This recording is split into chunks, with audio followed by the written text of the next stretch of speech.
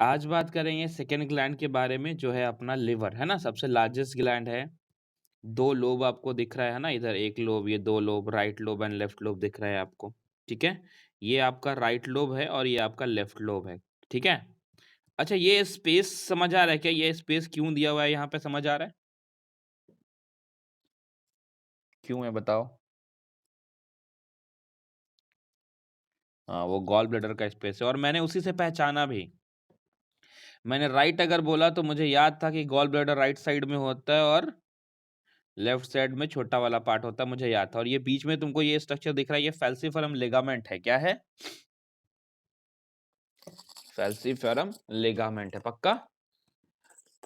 चलो बहुत अच्छा। इसके बाद देखते हैं क्या है। ये समझ आ रहा है येलो कलर का क्या है बताओ, और ये ग्रीन कलर का क्या स्ट्रक्चर है बताओ।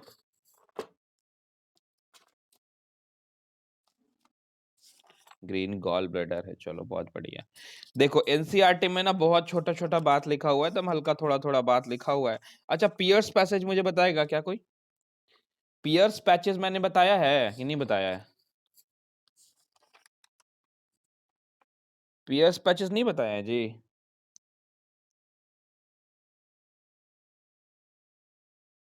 बताया है मैंने पियर्स पैचेस के बारे में। हो, इंटेस्टाइन की याद है तुमको? मैंने कहा था lymphocyte of intestine, tonsil of intestine कहते हैं इसको, याद है? हाँ, तो याद रखना पड़ेगा ना। चलो, liver is the largest gland of the body. Weight जो है अप्रोक्स 1.2 से 1.5 केजी होता है एडल्ट ह्यूमन में। याद रहेगा क्या? ये आपके एब्डोमेन कैविटी में प्रेजेंट है, just below the diaphragm having 2 lobe. Diaphragm के जस्ट नीचे है, एब्डोमेन कैविटी में प्रेजेंट होता है। इसमें 2 लोब होते हैं, राइट लोब और लेफ्ट लोब। राइट लोब थोड़ा सा बड़ा होता है, लेफ्ट लोब थोड़ा सा छोटा होता है। याद रहेगा क्या? और लीवर को हेपर कहते हैं, HEPR, हेपर कहते हैं, ठीक है? तो इसमें हेपेटिक लोब्यूल्स बोलो, हेपेटिक सेल्स बोलो, मैं बताता हूँ क्या क्या चीजें होती हैं, ठीक है? तो जो लिवर है उसकी फंक्शनल यूनिट पता है क्या है? Hepatic lobules. कौन है फंक्शनल यूनिट? मतलब फंक्शनल यूनिट का मतलब क्या होता है बताओ, पहले बताओ फंक्शनल यूनिट का मतलब क्या होता है? तो क्या होता है, मतलब क्या होता है उसका? फंक्शन बेसिक यूनिट सबसे छोटा नहीं, ऐसा बिल्कुल नहीं होता, क्योंकि हेपेटिक लोब्यूल्स भी कुछ चीजों से बने होते हैं, तो वो अलग हो जाएगा ना फिर। तो उससे छोटा तो हेपेटिक लोब्यूल से छोटा तो वो स्ट्रक्चर है। बताओ बताओ बताओ बताओ। हम्म ये हेपेटिक लोब्यूल्स जो है ना, हेपेटोसाइट से बना होता है, तो उससे छोटा तो वो हो गया।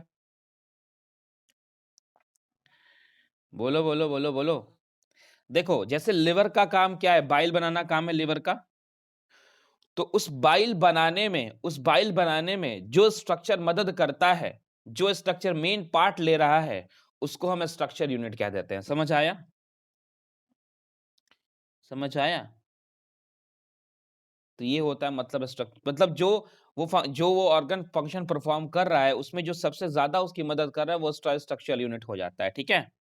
तो hepatic lobules are the structure and function unit of liver which contain hepatic cell arranged in the form of cords।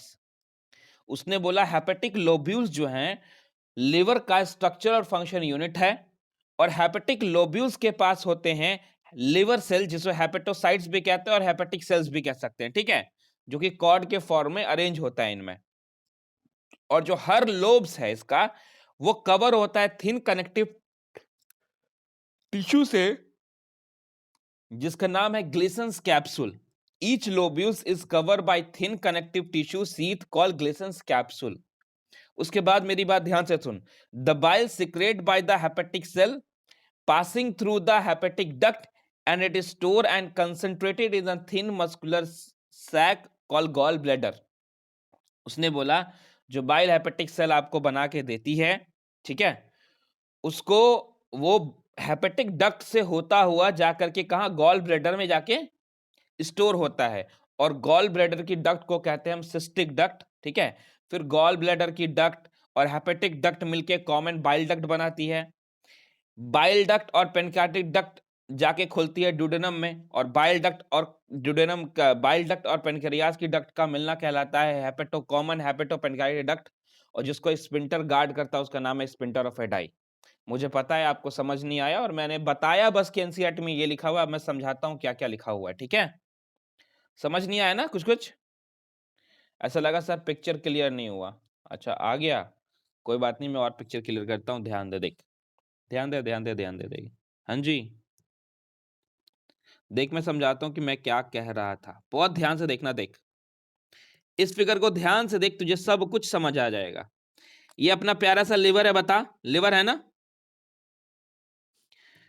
तो यार जब दो लोब है, ये फेसिफरम लिगामेंट फॉर एग्जांपल है, तो इधर कुछ बनेगा बाइल, तो इसके लिए एक अलग से पाइप है कि नहीं बता?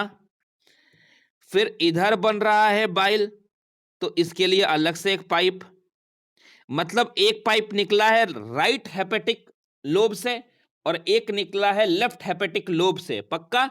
दोनों ने मिलकर बनाया कॉमन हेपेटिक डक्ट, मतलब ये कॉमन है, राइट और लेफ्ट से दोनों आके मिला तो ये बना कॉमन, पक्का? पक्का ना जी? पक्का, बहुत बढ़िया। देखो उसके बाद पाइप नीचे गया, तो यहां पे आपको एक डक्ट दिखाई दे रहा है, ये गॉल ब्लैडर दिखाई दे रहा है, पक्का? और यहां पे इसका एक डक्ट दिखाई दे रहा है, इसका पाइप, जिसको हमने कहा सिस्टिक डक्ट, पक्का? तो ये वाले पॉइंट पे देख, जो गॉल ब्लैडर का पाइप आया है और जो कॉमन हेपेटो डक्ट है, दोनों मिल गया है ना? दोनों मिलके एक लंबाई नीचे गया है ऐसे। तो ये क्या है अब? सिस्टिक डक्ट भी आके मिल गया है, हेपेटिक डक्ट भी आके मिल गया है, तो हमने इसको बोला कॉमन बाइल डक्ट। क्या कहा? Common bile duct. उसके बाद एक ये पेनक्रियाज है, पेनक्रियाज ने कुछ कुछ चीजें बनाई, कुछ कुछ चीजें बनाई, देख यहां पे आया कॉमन बाइल डक्ट और पेनक्रियाज का भी डक्ट, दोनों आके मिल गया, दोनों आके मिल गया, तो क्या बना? Common hepato pancreatic duct. Liver को क्या कहते हैं? हेपेटिक कहते हैं, तो हमने बोला common hepatic duct, common hepatic pancreatic duct, पक्का? और फिर ये आके ड्यूडेनम में खुल गया। क्या यही चीज एनसीईआरटी लिखा हुआ था, बता?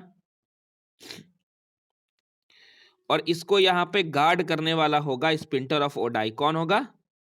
हेपेटोपेनकाइडक्ट को गार्ड करने वाला स्पिंटर ऑफ ओडाई। एक स्पिंटर और लगा होता है यहां पे, कहां पे? यहां पे। कहां पे लगा हुआ है ये बता? क्या ये कॉमन बाइल डक्ट में लगा हुआ है, बता? मतलब जस्ट पेनक्रियाटिक डक्ट से मिलने से पहले, पेनक्रियाटिक डक्ट से मिलने से पहले वो उसके पास लगा होता है, ठीक है? समझ रहे हो? समझ आया? ठीक है। उसका नाम क्या मैं बताऊंगा, चिंता बिल्कुल नहीं कर, ठीक है? बड़ा अच्छा। उसका पता है काम क्या है? देख फॉर एग्जाम्पल, मेरी बात ध्यान से सुन।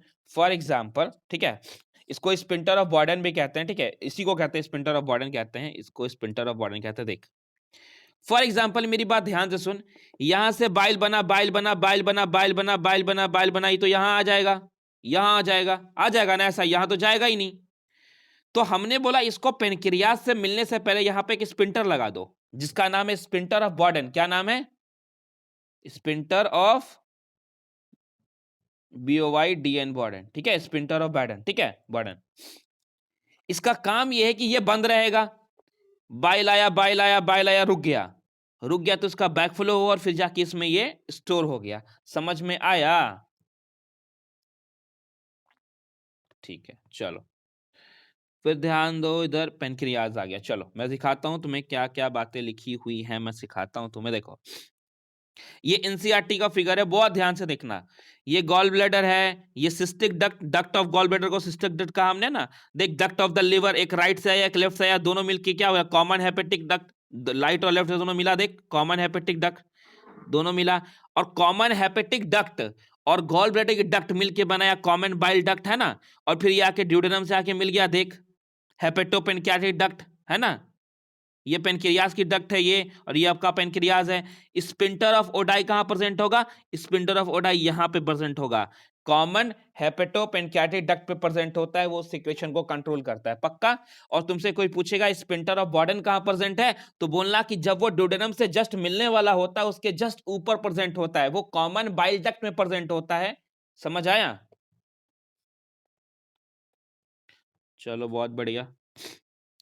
देखो लिवर लिखा हुआ है, liver is the largest gland, it is heavier in male than female, male में ज्यादा भारी होता है, फीमेल में कम भारी होता है। Liver is divided into two lobe, right lobe and left lobe, दोनों सेपरेटेड होते हैं फेल्सिफरम लिगामेंट से। Each lobe is covered by thin connective tissue sheath called Glisson's capsules, है ना। और ग्लिसन्स कैप्सूल का प्रेजेंट होना मैमेलियन लिवर का कैरेक्टरिस्टिक है, ठीक है। Glisson's capsule is a characteristic feature of mammalian liver. और अब यहाँ पे जो सबसे इंपॉर्टेंट सवाल है वो कूफर सेल्स के बारे में, ठीक है। मैमेलियन लिवर्स में कूफर सेल होते हैं, क्या होते हैं? कूफर सेल्स प्रेजेंट होते हैं, जो कि एज अ एंटीबैक्टीरियल काम करते हैं। वो जो भी कोई इन्फेक्शन है या कोई बैक्टीरिया आ गया है, कोई कोई कोई आ गया है जो आपको बीमारी कर सकता है, उससे बचाता है, उसको फेगोसाइट कर लेता है, समझ आया। एज अ इम्यून सिस्टम का इसको पार्ट आप मान सकते हो, ठीक है। वो आपको कई बीमारी से बचाता है। तो मैमेलियन सेल के पास कूफर सेल प्रेजेंट होता है और दे आर फेगोसाइटिक सेल। ये इनगल्फ कर लेते हैं जो भी आपके बॉडी में हार्मफुल चीजें प्रेजेंट है, पक्का जो भी हार्मफुल आया, जो आपको लगता है, उसको लगता है कि आपको बीमारी कर सकता है, उसको वो इनगल्फ कर लेता है, ठीक है। तो कूफर सेल कहां प्रेजेंट होते हैं? लिवर में प्रेजेंट होते हैं, याद रहेगा क्या? Bile is secreted by liver cell, hepatocytes कहते हैं ना। हेपेसाइट से मिलके बनता है हेपेटिक लोब्यूल बनता है। Hepatic lobule is the structure and function unit of liver. Gall bladder क्या होता है? एक पियर नाशपाती के शेप का होता है, एक pear shaped sac like structure, जो कि पोस्टेरियरली लिवर से अटैच्ड होता है, जो कि स्टोर करता है बाइल को, जो कि लिवर जिसको बनाता है, ठीक है। बाइल जो लिवर बनाता है उसको वो स्टोर करता है। डक्ट की बात बोले तो देख, वही चीजें जो मैंने आपको बताई है वो लिखा हुआ है। The right and left hepatic duct join करके कॉमन हेपेटिक डक्ट बनाया। वो सिस्टिक डक्ट ज्वाइन किया जो कि गॉल ब्लैडर से निकलता है, तो बना कॉमन, बनाया कॉमन बाइल डक्ट बनाया, है ना। Gall bladder and cystic duct and gall bladder of of होगा यहाँ पे, ऑफ होगा यहाँ पे, of cystic duct, gall bladder of cystic duct and common hepatic duct to form bile duct, है ना। जो कि नीचे जा करके पेनक्रियाटिक डक्ट से मिलेगा तो बनेगा हेपेटो पेनक्रियाटिक एम्पुला, है ना। जिसको हमने कहा था कॉमन हेपेटो पेनक्रियाटिक डक्ट बोला था, या इसको हेपेटिक पेनक्रियाटिक एम्पुला ही बोल सकते हो, एम्पुला ऑफ बैटर भी बोल सकते हो, सब बातें सेम है, ठीक है। फिर एम्पुला, ये जो एम्पुला है ना, एम्पुला ऑफ बैटर है, ये खुल जाएगा जाके आपको ड्यूडेनम में। इसको गार्ड करने वाला होता है स्पिंटर ऑफ ओडाई। और फिर मैंने आपको बताया था स्पिंटर ऑफ बॉर्डन के बारे में, BOR, ये BOY होगा यहाँ पे, BOR कर दिया यहाँ पे, BOY होगा, ठीक है। यहाँ पे BOYDEN बॉर्डन कर देना आप। स्पिंटर ऑफ बॉर्डन जो कि कॉमन बाइल डक्ट में प्रेजेंट होता है ना। The sphincter of Boyden surround the opening of the bile duct before it joining the pancreatic duct. Pancreatic duct से ज्वाइन करने से जस्ट पहले ही वो उसको सपोर्ट करता है, सराउंड करता है। ये फिगर क्लियर है? चलो, पेनक्रियाज की बात बोलते हैं। तो pancreas is, wait wait wait, यहाँ पे चेंज कर लेना। Pancreas is soft and lobed grey pink gland, greyish pink gland होता है, ठीक है, जिसका भार अप्रोक्स 60 ग्राम होगा। अब मेरी बात ध्यान से सुनना जो मैं तुमको बोल रहा हूं। पेनक्रियाज एक मिक्स्ड ग्लैंड है, ये बात तो आपको पता है, बताओ। पेनक्रियाज एक मिक्स्ड ग्लैंड मतलब कहते हैं ना हेट्रोक्राइन ग्लैंड है ना, जो कि इंडोक्राइन का भी काम करता है और एक्सोक्राइन का भी काम करता है ना। पहले तो ये मुझे बताओ एक्सोक्राइन और इंडोक्राइन में फर्क क्या है?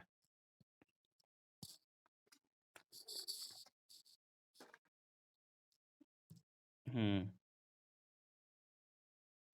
हाँ, बेसिकली बताता हूं तुम्हें। इंडोक्राइन डायरेक्ट उनके पास डक्टलेस होते हैं क्योंकि वो हार्मोन प्रोड्यूस करते हैं। क्या प्रोड्यूस करते हैं? हाँ, इंडोक्राइन का बेसिकली जो इंडोक्राइन इसका पार्ट है ना, पैनक्रियास का जो इंडोक्राइन पार्ट है वो हार्मोन सिक्रेट करता है। क्या करता है? हाँ, और एक्सोक्राइन वाला पार्ट है ना, वो एंजाइम्स को प्रोड्यूस करता है, ठीक है। समझ आया? समझ आया? मतलब एक्सोक्राइन वाला पार्ट जिसके पास डक्ट है वो एंजाइम्स वगैरह को प्रोड्यूस करेगा, ठीक है। और इंडोक्राइन वाला जो पोर्शन है वो प्रोड्यूस करेगा हार्मोन्स को, ठीक है। अब मेरी बात ध्यान से सुन। Structural structure of pancreas. तो पैनक्रियाज को हमने 4 पार्ट में बांटा, head, neck, body and tail. Head, neck, body and tail. That head, यहाँ पे जस्ट नेक इसको कहते हैं, जो कि इसने मेंशन नहीं किया, हेड, बॉडी एंड टेल। और इसका जो टेल है ना, स्प्लीन के पास होता है। कहाँ पे होता है? स्प्लीन के पास होता है। कभी कभी क्या होता है कि पेनक्रियाज का कैंसर होने पे इतना ज्यादा इसका साइज बढ़ जाता है कि ये स्प्लीन को पुश करता है, और अगर वक्त पे डॉक्टर को ना दिखाया गया तो वो स्प्लीन में छेद करके स्किन से बाहर निकल जाता है, ठीक है। क्योंकि आपको पता है कैंसरस सेल जो होती है वो मरती नहीं है, वो लगातार आउटग्रोइंग, लगातार डिवाइड करती हैं, तो पेनक्रियाज का साइज इतना बढ़ जाता है कोई स्प्लीन में होल करके वो स्किन से बाहर चली जाती हैं, ठीक है। तो आपने देखा external structure of pancreas, head है, नेक है, टेल है, बॉडी है, ठीक है। हेड है, नेक है, बॉडी है, टेल है, देखा आपने। जो उसका हेड है वो ड्यूडेनम वाले पार्ट में अटैच्ड है, पक्का देख रहे हो, है ना, सी शेप ड्यूडेनम जो उसमें उसका हेड वाला पार्ट अटैच है।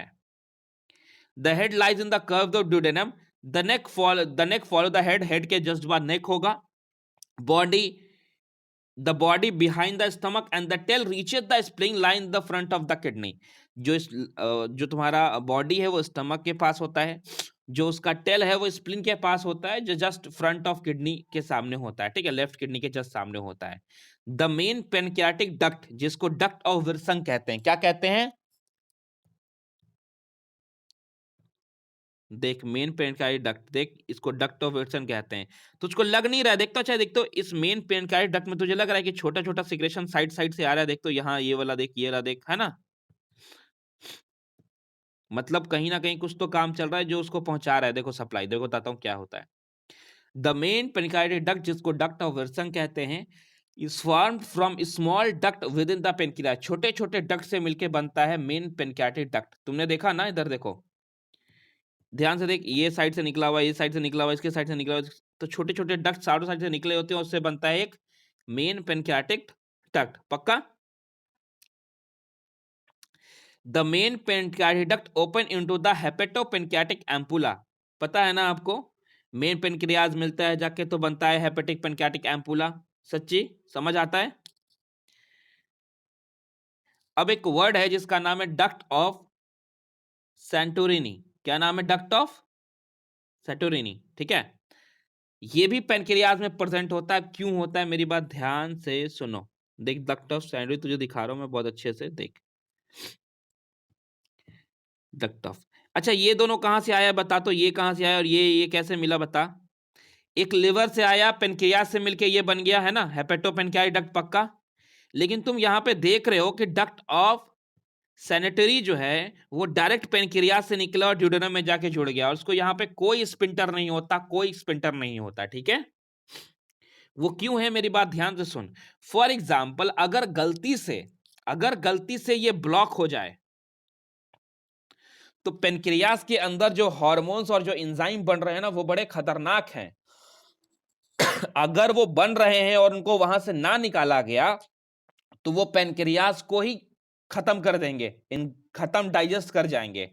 तो उनके लिए ऊपर वाले ने एक अलग से अरेंजमेंट किया, उसने बोला कि भाई एक पाइप निकाल दो तुम डायरेक्ट ड्यूडेनम में, जिसको डक्ट ऑफ सैटर्नी कहा, वो पेनक्रियाज से डायरेक्ट निकल के ड्यूडेनम में जाएगा, यहां पे कोई स्पिंटर भी प्रेजेंट नहीं होगा। वो इसलिए काम आएगा कि अगर by chance hepato pancreatic duct block हो जाता है तो पेनक्रियाज में बन रहा एंजाइम, हार्मोन, वो ड्यूडेनम में सीक्रेट होता रहे, जिससे ना पेनक्रियाज को तकलीफ हो ना स्मॉल इंटेस्टाइन को तकलीफ हो। समझ में आ रही है मेरी बात। ये वैसे ही वाली बात है कि कुकर का सीटी अगर फंस जाता है तो सेफ्टी वॉल्व होता है हैंडल के पास, होता है ना जी, कि कुकर फट ना जाए। तुम लोगों को अगर थोड़ी जानकारी होगी कुकर वुकर के बारे में तो मैं बता रहा हूँ, कुकर का जो मेन सीटी होता है उसके अलावा भी हैंडल के पास सेफ्टी वॉल्व होता है। अगर बाय चांस किसी वजह से कुकर का सीटी फंस गया, उससे एयर नहीं निकल पा रहा है, तो कुकर फट ना जाए उससे पहले सेफ्टी वॉल्व बाहर निकल जाता है, ठीक है, ताकि वहां से एयर निकल जाए। तो ये एक सेफ्टी वॉल्व सेफ्टी के पर्पज से बनाए कि कुकर फट ना जाए, एयर अंदर बंद बंद बंद बंद फट जाएगा कुकर। उससे बढ़िया अगर सीटी फंस गया गलती से तो सेफ्टी वॉल्व निकल जाएगा बाहर, और उससे उससे क्या होगा, एयर बाहर निकल जाएगा, ठीक है। उसी तरीके से डक्ट ऑफ सैटर्नी है, पक्का, सैटर्नी बोला ना मैंने, सेंटरोनी जो भी है तुम्हारा, जिसको एसेसरी पेनक्रियाटिक डक्ट भी कहते हैं, ठीक है। तो मतलब पेनक्रियाज से दो डक्ट निकल रहा है, पहला जो हेपेटो पेनक्रियाटिक डक्ट से जाके मिलता है, देख ये क्या है, देख एम्पुला ऑफ बेटर है ना, है ना, बोलो, सॉरी एम्पुला ऑफ बेटर, हाँ एम्पुला बेटर है जो कि दोनों के मिलने से बन रहा है, ठीक है। एक यहाँ पे बाइल डक्ट का स्पिंटर तुमको दिखाई दे रहा है, ठीक है। देखो एक पेनक्रियाज का स्पिंटर दिखाई दे रहा है, समझ आ रहा है क्या,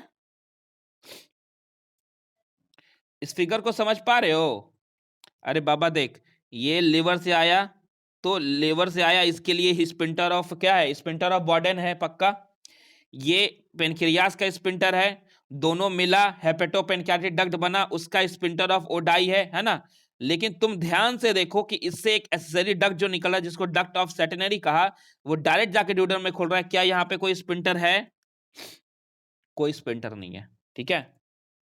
देखो ध्यान, देखो देखो देखो देखो, इसमें तुमको आइसलेट ऑफ लंगरहंस दिखाई दे रहा है, वो सब मैं पढ़ाऊंगा, एक्नी दिखाई देगा, मैं सब पढ़ाऊंगा पेनक्रियाज में तुम्हें, ठीक है। तो मैंने तुमसे कहा कि मेन पेनक्रियाटिक डक्ट जो है वो जाके, पेनक्रियाटिक डक्ट जो है मिलती है जाके किससे, लीवर के बाइल डक्ट से मिलती है, और बनता है हेपेटो पेनक्रियाटिक डक्ट या एम्पुला ऑफ बेटर कहते हैं, जिसको गार्ड करने वाला होता है स्पिंटर ऑफ ओडाई। पेनक्रियाज से एक डक्ट और निकलती है जो डायरेक्ट ड्यूडेनम में खुलती है, वहां पे कोई स्पिंटर नहीं होता है, ठीक है। उसको डक्ट ऑफ सैटोरेनी भी कहते हैं, पक्का? सैंटोरेनी, पक्का? समझ आया? चलो, ये तुम्हारा है, ये तुम्हारा है, ये तुम्हारा, सब समझ गया ना ये फिगर्स? अब मेरी बात ध्यान से सुन, क्या होता है देख। अगर मैं बात करूंगा तुमसे कि एक्सटर्नल, वेयर इज एक्सटर्नल, हाँ एक्सटर्नल स्ट्रक्चर पढ़ लिया तुमने, अब देख इंटरनल स्ट्रक्चर ऑफ पेनक्रियाज में, ठीक है, तब वो फिगर समझ में आएंगे तुम्हें। It consist of two part, exocrine part और एंडोक्राइन पार्ट, पक्का? इंटरनल स्ट्रक्चर में देखोगे तो पेनक्रियाज में तुमको एक्सोक्राइन पार्ट दिखाई देगा, तुमको एंडोक्राइन पार्ट देगा। एनसीईआरटी में एक पैराग्राफ में लिखा हुआ है, उससे काम नहीं बनेगा, ठीक है। एक्सोक्राइन पार्ट की अगर बात बोले तो एक्सोक्राइन पार्ट को बनाने वाला होता है round lobules acini, ACINI, sir ठीक है, ACINI, ठीक है। The exocrine part of the pancreas consist of round lobed acini that secrete an alkaline pancreatic juice, ठीक है, जो कि क्या सिक्रेट करती है, एल्कलाइन पेनक्रियाटिक जूस। मतलब एक्नी का काम होता है, एक्नी का काम जो होता है वो एक्सोक्राइन पार्ट का है, वो क्या बनाती है, एल्कलाइन पेनक्रियाटिक जूस बनाती है। The pancreatic juice is carried by the main pancreatic duct into the duodenum through the hepatopancreatic ampulla. इस पेनक्रियाटिक जूस में आपको सोडियम बाइकार्बोनेट मिल सकता है, 3 प्रो एंजाइम होंगे। प्रो एंजाइम का मतलब होता है कि ये एक्टिव फॉर्म में नहीं है, ये इनएक्टिव फॉर्म में है, और इनको इनएक्टिव फॉर्म में इसलिए रखा गया है क्योंकि अगर इनको एक्टिव फॉर्म में रखा गया और ये जहां रखे गए हैं वहां वो बहुत ज्यादा अपना इफेक्ट दिखा करके उस ऑर्गन को खराब कर सकते हैं, ठीक है। इसलिए बोला गया भाई तू जहां जाके अपने आप को दिखा, जहां जहां जाके काम करेगा वहां ही, वहीं तू जाकर के अपने आप को एक्टिव करेगा, समझ आया? तो मैंने बोला कि पेनक्रियाटिक जूस में आपको सोडियम बाइकार्बोनेट देखने को मिल सकता है, 3 प्रो एंजाइम देखने को मिल सकते हैं, जिसमें ट्रिप्सिनोजिन आता है, काइमोट्रिप्सिनोजिन आता है, प्रो कार्बोक्सिल पेप्टिडेज आता है, सब एनसीईआरटी में है। एंड सम एंजाइम जैसे pancreatic alpha amylase, DNAs, RNase and pancreatic lipase, ठीक है। The pancreatic juice help in the digestion of starch, protein, fat and nucleic acid. मतलब ये कि कंप्लीट डाइजेशन अगर करवाना है तो भैया पेनक्रियाटिक जूस के पास लगभग कंप्लीट डाइजेशन वाले चीजें प्रेजेंट हैं। समझ आता है इतना? देख देख देख देख, दिखा रहा हूं तुझे। बी में तुझे दिख रहा है, देख एक्नी दिख रहा है ना, देख ये वाला, देख दिख रहा है तुझे, ये एक्सोक्राइन वाला पार्ट है बाबू, एक्सोक्राइन वाला पार्ट है, देख ये इसका डक्ट आके देख, यहाँ पे जाके सब आके मिल गया है ना, देख तो यहाँ पे सब आके मिल गया है ना। तो ये काम, ये एक्सोक्राइन वाला पार्ट है कि एंडोक्राइन वाला पार्ट है इसका? एक्सोक्राइन वाला पार्ट है, पक्का? ठीक है, बहुत बढ़िया। मैं दिखाता हूँ कहाँ गया फिगर। इसमें होगा एक्नी, एक्नी देख देख देख देख, एक्नी सेल दिखा ना, सीक्रेट डाइजेस्ट एंजाइम्स दिखा, देख एक्नी दिखा तुझे। ये देखो बीच में छोटा छोटा फूल टाइप दिख रहा है, पैनक्रियाटिक आइसलेट, जिसको आइसलेट ऑफ लंगरहैंस कहते हैं, तूने शायद नाम सुना होगा, सुना है नाम? देख ध्यान देख तो, ध्यान से देखना, लिवर लेफ्ट, ये स्प्लीन तुझे दिख रहा है ना, स्प्लीन दिख रहा है तुझे, ये पेनक्रियास के पास स्प्लीन दिख रहा है। चलो बहुत बढ़िया।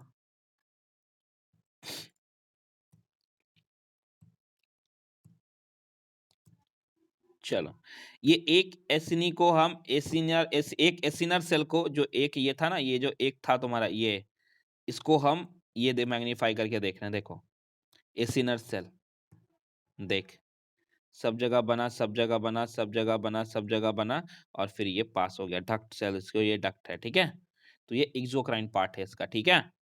देख अब इंडोक्राइन पार्ट पे आएगा तो तुझे आइसोलेट ऑफ लैंगर्स दिखाई देगा, इसमें पैनक्रियाटिक बहुत सारी चीजें मैं दिखाता हूँ तुझे, पहले तुझे दिखा दूं पहले endocrine part.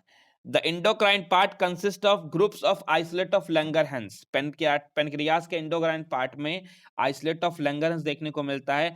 Approx 1 million isolates होते हैं और हर आइसोलेट में each isolate of Langerhans consist of the following type of cell. इन तरह के सेल उसमें देखने को मिल सकते हैं जो कि हार्मोन को सीक्रेट करते हैं और ब्लड में डालते हैं। Alpha cell, beta cell, delta cell और पीपी सेल, ये क्या सीक्रेट करते हैं इतना याद नहीं रखना है। अगर बोलोगे तो मैं बता सकता हूं बट उतना काम का नहीं। अल्फा सेल बेसिकली ग्लूकोजन बनाता है तुमको, बीटा सेल इंसुलिन को बनाता है और डेल्टा सेल बनाता है गैस्ट्रिन सोमैटोस्टैटिन बनाता है। समझ आया?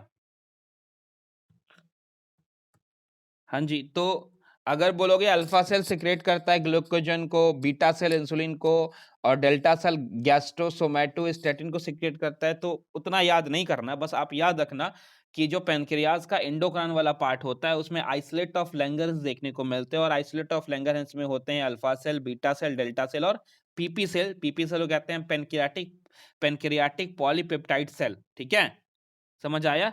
लिखा हुआ है द पेनक्रियाज। तो अब यहाँ पे हम समझ गए कि जो पेनक्रियाज है दो तरह का फंक्शन परफॉर्म करता है। पहला तो पेनक्रियाटिक जूस को बनाता है और जिसमें डाइजेस्टिव एंजाइम प्रेजेंट होते हैं, और दूसरा वो हार्मोन को सिक्रेट करता है। ठीक है, और हमको इतना भी पता हो गया है कि जो पेनक्रियाटिक जूस है जो डाइजेस्टिव एंजाइम को अपने पास रखता है वो एक्सोक्राइन वाला पार्ट करता है और जो हार्मोन है वो इंडोक्राइन वाला पार्ट करता है। पक्का याद रहेगा? देख यहाँ पे लिखा हुआ, देख देख देख एनक्रिया, देख delta cell, alpha cell, beta cell, delta cell, alpha cell, PP cell, red blood cell भी इसमें है। ठीक है, पेनक्रियाटिक एक्नी याद है, ये तो एक्सोक्राइन वाला पार्ट हो गया, ये तो एक्सोक्राइन वाला पार्ट हो गया, ये तो एक्सोक्राइन वाला पार्ट हो गया, एक्सोक्राइन वाला पार्ट हो गया, एक्सोक्राइन पार्ट हो गया, एक्सोक्राइन वाला पार्ट हो गया, ये इंडोक्राइन वाला पार्ट हो गया। समझ आया? तो ये था पेनक्रियास के बारे में। ठीक है, शायद मैंने ऐड करना भूल गया क्या पेनक्रियास का? हाँ, मैं पेनक्रियास का ऐड करना भूल गया, कोई बात नहीं, छोटा सा तो लिखा हुआ है, एनसीईआरटी में पढ़ दूंगा तो समझ जाओगे। उसके बाद ये सारी चीजें मैं आपको ऑलरेडी पढ़ा चुका हूं, लेकिन मैं यहाँ पे फिर से रिपीट कर रहा हूं ताकि आप चीजों को कनेक्ट कर पाओ। आप क्या पढ़ रहे थे? आप एसोसिएटेड ग्लैंड पढ़ रहे थे, आपको मैंने सलाइवरी ग्लैंड बताया, आपको मैंने लिवर बताया, आपको मैंने पेनक्रियास बताया। पक्का? अब मैं उन ग्लैंड की बात करूंगा जो एलिमेंट्री कैनाल में ऑलरेडी प्रेजेंट हैं। पक्का? मतलब ये एलिमेंट्री कैनाल के अंदर हैं। ठीक है, जैसे गैस्ट्रिक ग्लैंड स्टमक पे प्रेजेंट है ना? पक्का बोलो तो। इंटेस्टाइनल ग्लैंड ऑलरेडी इंटेस्टाइन में प्रेजेंट है, इंटेस्टाइनल ग्लैंड में जाओगे तो ब्रूनस ग्लैंड हो जाएगा। पक्का? आइसलेट ऑफ लैंगरहैंस नहीं, एक और था ना तुम्हारा, क्या था? क्रिप्ट्स ऑफ लिवर कोहेन हो जाएगा, है ना? तो ये चीजें आपको मैं ऑलरेडी पढ़ा चुका हूं, बस एक बार मैं आपके सामने रिपीट कर दे रहा हूं। गैस्ट्रिक ग्लैंड तो आपको पता है ना, गैस्ट्रिक पित्त आपने देखा हुआ था, आपने बोला था जो स्टमक में फोल्ड होते हैं, ऐसे ऐसे फोल्ड होते हैं ना, उसमें जो यहाँ पे स्पेस होता है उसको गैस्ट्रिक पित्त कहते हैं, गैस्ट्रिक पित्त कहते हैं। और इस गैस्ट्रिक पित्त जो है वो बनाता है गैस्ट्रिक ग्लैंड को। पक्का? और गैस्ट्रिक ग्लैंड में कुछ सेल्स होती हैं, बताया है ना मैंने। तो gastric gland, these are numerous microscopic tubular gland formed by the epithelium of the stomach। Gastric gland जो है ना वो न्यूमरस माइक्रोस्कोपिक ट्यूबुलर ग्लैंड होती हैं जो बनाता है एपिथेलियम स्टमक का। Gastric gland have majorly 3 cells, majorly 3 cell, शायद मैंने वहां पे और भी सेल्स ऐड किए होंगे बट यहाँ पे आप 3 सेल को मेजरली अभी याद करो। चीफ सेल या पेराइटल सेल या जाइमोजेनिक सेल जो कि प्रो एंजाइम पेप्सिनोजेन और प्रो रेनिन को सिक्रेट करता है। ठीक है, चीफ सेल या पेप्टिक सेल या जेमोजेनिक सेल ये किसको सिक्रेट करता है? प्रो एंजाइम पेप्सिनोजेन और प्रो रेनिन को सिक्रेट करता है। पक्का? फिर बात करें ऑक्जेंटिक सेल या पेराइटल सेल, ठीक है, तो दे सिक्रेट हाइड्रोक्लोरिक एसिड और कुछ इंट्रांसिक गैस्ट्रिक फैक्टर जो कि मैंने आपको बताया था कि इरेक्ट्रोपोएसिस में काम आता है। ठीक है, ठीक है, और ये गैस्ट्रिक एसिड को भी सिक्रेट करने में काम आता है। ठीक है, तो ऑक्जेंटिक सेल की अगर बात बोले, ऑक्जेंटिक सेल को पेराइटल सेल भी कहते हैं, एनसीईआरटी में आपके दिया हुआ है ये सिक्रेट करता है हाइड्रोक्लोरिक एसिड को। किसको? और कुछ इंट्रांसिक फैक्टर को भी सिक्रेट करता है जो कि हेल्प करता है विटामिन बी 12 के एब्जॉर्प्शन में। और विटामिन बी 12 का जो एब्जॉर्प्शन हेल्प कर रहा है ना, ये बड़ा अच्छा काम करता है आरबीसी के बनने में, ब्लड सेल के बनने में। और आरबीसी का बनना, ब्लड सेल का बनना क्या है? इरेथ्रोपोयेसिस है। पक्का? अब म्यूकस सेल बोलो या गॉबलेट सेल बोलो, ठीक है, म्यूकस सेल या गॉबलेट सेल, ये एपिथेलियम में प्रेजेंट है, पूरे एपिथेलियम में, जो कि म्यूकस सिक्रेट करता है। क्या सिक्रेट करता है? म्यूकस। ठीक है। और इन सारे सिक्रेशंस को मिला के हम कहते हैं गैस्ट्रिक जूस। क्या कहते हैं? मतलब गैस्ट्रिक ग्लैंड में चीफ सेल का सिक्रेशन, ऑक्जेंटिक सेल का सिक्रेशन, म्यूकस सेल का सिक्रेशन, सबको मिला के क्या कहेंगे हम? Gastric juice. पक्का? और अब बेसिकली इस गैस्ट्रिक जूस में दो प्रो एंजाइम है। The gastric juice contain two pro enzyme, pepsinogen, जिसको प्रोपेप्सिन कहते हैं। आप, मेरे को पता है, जब मैं आपको डाइजेशन ऑफ फूड पढ़ाऊंगा ना, 6.16.2 करके जो दिया हुआ एनसीईआरटी में, वो पढ़ाऊंगा तो आप चीजों को कनेक्ट कर जाओगे, लग रहा होगा कहां पढ़ा रहा हूं मैं। तो ये इन सब का काम आएगा वहां पे, ठीक है। तो गैस्ट्रिक जूस जो है आपका, उसमें दो प्रो एंजाइम्स हैं, पेप्सिनोजिन, ठीक है, और प्रोरेनिन। क्या नाम है? पेप्सिनोजिन और प्रोरेनिन, ठीक है। पेप्सिनोजिन को प्रोपेप्सिन भी कहते हैं, पेप्सिनोजिन या प्रोरेनिन। इंजाइम भी है, गैस्ट्रिक इंजाइम भी है, जैसे gastric lipase, gastric amylase, mucus and hydrochloric acid. पक्का? ये गैस्ट्रिक ग्लैंड की बातें थी। ये तुम ध्यान से देखो, डायग्राम में गैस्ट्रिक ग्लैंड को शो कर रहा है, तुमको ऑक्जेंटिक सेल दिख रहा है, तुमको चीफ सेल दिख रहा है, ठीक है, तुमको म्यूकस सेल दिख रहा है, ठीक है, तुमको जी सेल दिख रहा है। जी सेल वगैरह मैंने शायद जब मैं पहले पढ़ा रहा था, स्टमक पढ़ाया था मैंने, तो जी सेल के बारे में बताया था, याद है तुमको? इंटरोकाइन सेल्स बताया था आपको। फिर बात करें अगर इंटेस्टाइनल ग्लैंड की, तो they are found by the surface epithelium of the intestine, और ये दो तरह के होते हैं, crypts of Lieberkuhn and Brunner's gland.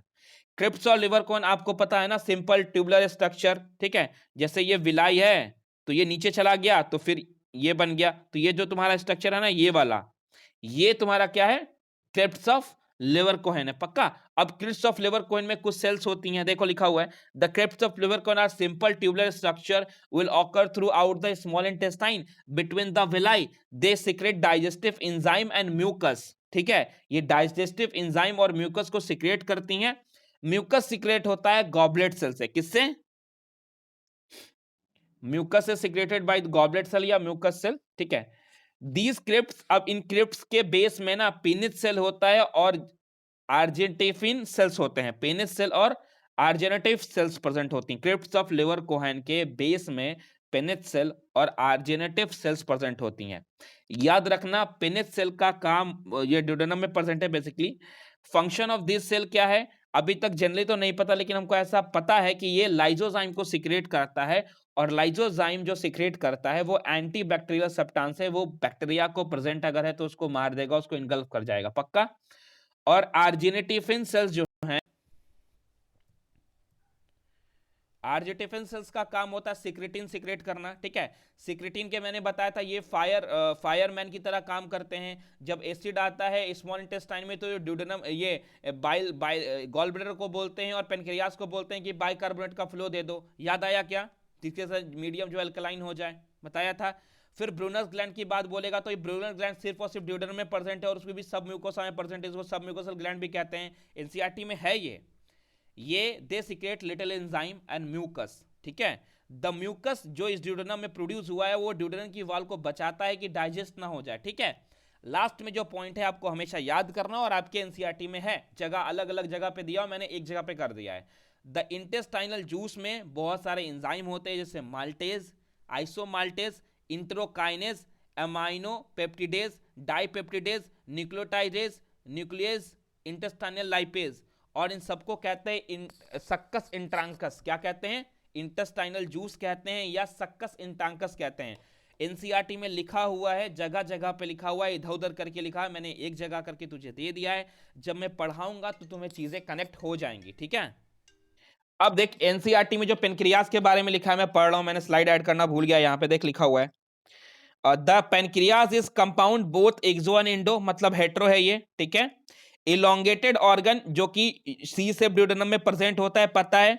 Exocrine portion जो है अल्कलाइन पैनक्रियाटिक जूस को सीक्रेट करता है, ठीक है।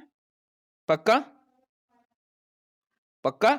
और एंडोक्राइन वाला जो पोर्शन है वो हार्मोन जैसे इंसुलिन, ग्लूकागॉन ये करता है। पक्का ना? इंसुलिन आपको पता है इंसुलिन बनाता है बीटा सेल, है ना? आइसोलेट ऑफ लैंगर में आपने बीटा सेल देखा है, अल्फा सेल देखा है, डेल्टा सेल देखा है, पीपी सेल देखा है।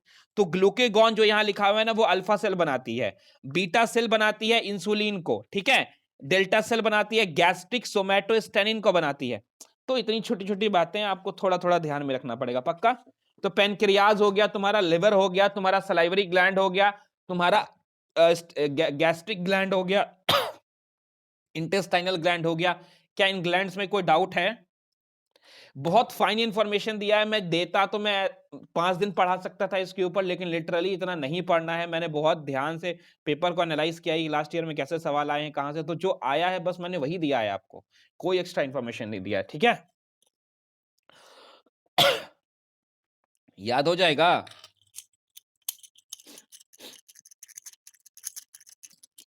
ठीक है, तो एक बार आप कोशिश करेंगे खुद से लिख करके, फिर जहां समझ नहीं आता मुझसे बोलना, मैं दोबारा बता दूंगा। ठीक है?